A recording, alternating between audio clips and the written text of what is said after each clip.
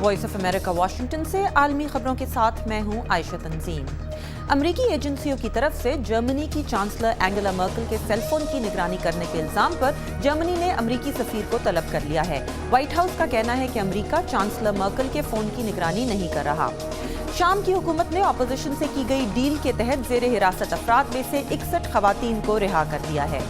Vatican ने आलमी खेलों की दुनिया में कदम रखते हुए एक क्रिकेट टीम बनाने का ऐलान किया है और चर्च ऑफ इंग्लैंड को एक मैच के लिए चैलेंज कर दिया है। कैथोलिक मसीहियों के वेटिकन और प्रोटेस्टेंट मसीहियों के चर्च ऑफ इंग्लैंड के दरमियान तकरीबन 600 साल से मजहबी अकायद पर इख्तलाफात हैं।